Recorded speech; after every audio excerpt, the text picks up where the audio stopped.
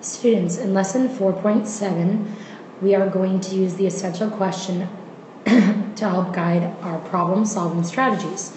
So for today, our essential question is, what strategies can you use to place the decimal point in a product? And let's just keep in mind, boys and girls, that the word product is the answer in a multiplication problem. Over on the right-hand side of our page, we see there is a note that says remember.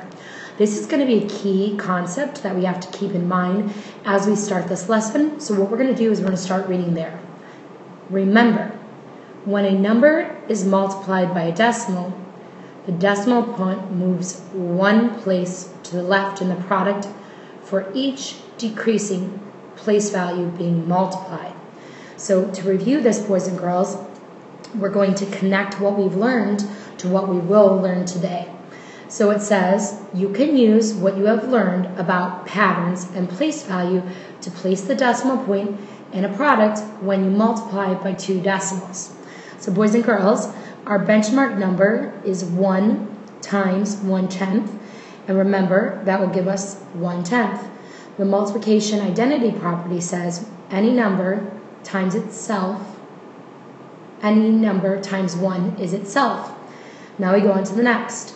A tenth times a tenth would move one place value to the left. So from here, we see the place value moved over to the 1 to the left, and we got 100th. Now, boys and girls, we see we have 100th times 1/10. So we start at that original benchmark number, and we see we move 3 places now. 1, 2, 3, 1, 2, 2. So let me go over that again, boys and girls. We see that there's 2 place values here. So we see we moved the place value 2 places. 1, 2, and we got 1,000th. So what we're going to do is we're going to do the unlock the problem real world together to help really explore this idea of multiplying a decimal by a decimal. So a male leopard seal is measured and has a length of 2 8/10 meters. A male elephant seal is about 1.5 times as long. What is the male elephant seal? So boys and girls, we know that the male elephant is 1.5 times long, or 1 5/10 times long. Now boys and girls, as a math detective, we know that we are going to have to take 1 5/10 and multiply it by the length of the leopard seal. So what we're going to do is we're going to use place value patterns in our first strategy. So it says multiply as though we would with whole numbers. So right now we are going to take and pretend that these are whole numbers. So we're going to look at this and we say 28 times 15. So we have 8 times 5 is 40. We regroup the 4. We get 2 times 5 is 10, plus the regroup 4 is 14. Now we multiplied out the ones, we've got to multiply out the tens. So first we're going to write a 0, because we know we're done with the ones place. Now we're going to multiply out the tens. 1 times 8 is 8, and 2 times 1 is 2. We have 2 partial products, because there's 2 place values in the second factor. We add up our partial products, and we get 420. So boys and girls, we know that our answer is not actually 420. We know because our original problem was 2 8/10 and 1 8/10, because there's 1 place value and there's 1 place value. 1 plus 1 is 2 place values. That means in our product of 420, we're going to have to move 2 place values to the left. And if we look at this, 100th has 2 place values. So we're going to start at the back of our problem, and we're going to move 2 place values. 1, 2. So our new answer is 4 2/10. So over here on step 2, it says place the decimal point. We started at the back of the number and we moved 2 places, and we thought tenths are being multiplied by tenths. So remember, that's like yesterday. A column times a column would give us a square. And one of those squares, boys and girls, is equal to 100th. So we place the decimal value, and the decimal value is in the hundredths. So the length of the male elephant seal is about 4 2/10 meters long. It says, what if you multiplied 2 8/10 by 1 74/100? What would be the place value of the product? Explain your answer.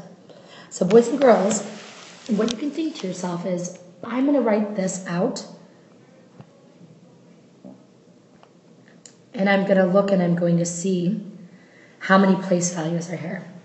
Right here I count 2 place values, and here I count 1 place value. In the first factor, 2 place values plus 1 place value is 3 place values I would have to have in my product. So what I'm going to do is I'm going to actually multiply this out and see if this makes sense to help understand the answer. So if you think, boys and girls, the product would be in the thousands place.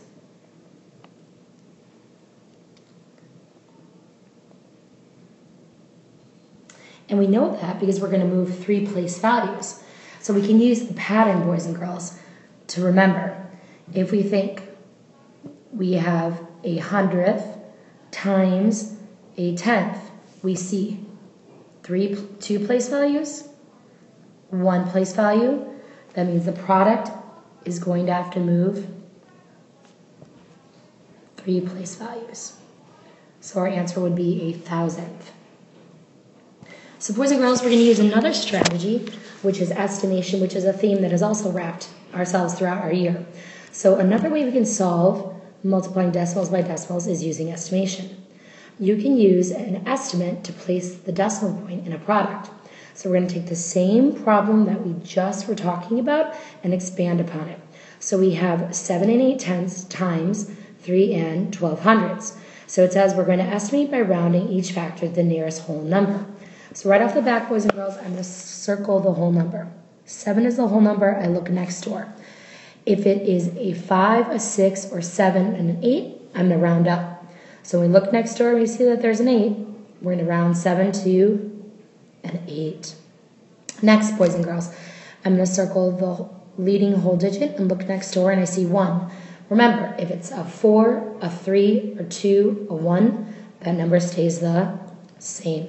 So now I have the factor 8 times the factor 3, which gives us the product of 24. So now it says we're going to multiply as we would do with whole numbers. So right off the bat, boys and girls, we pretend as though the decimals that are not there, so we're going to multiply it as though it's just whole numbers. So 2 times 8 is 16.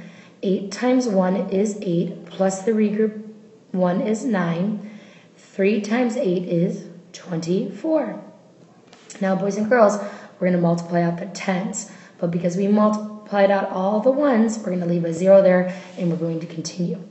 2 times 7 is 14. Regroup the 1. 7 times 1 is 7, plus the regroup 1 is 8. 3 times 7 is 21. So now, boys and girls, remember we have 2 place values in the second factor. So that means that we're going to have partial product multiplication. Now we're going to add up. We have 6 plus 0 is 6. And remember, the 0, boys and girls, is there because we are only multiplying out the tens. So when you think to yourself, why is that there? Now you remember. 9 plus 4 is 3. Regroup the 1. 8 plus 4 is 12. Plus the regroup 1 is 13.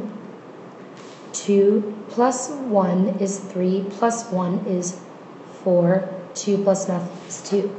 Now, normally, if these were whole numbers, our answer would be 24,336. But we know that is not the case.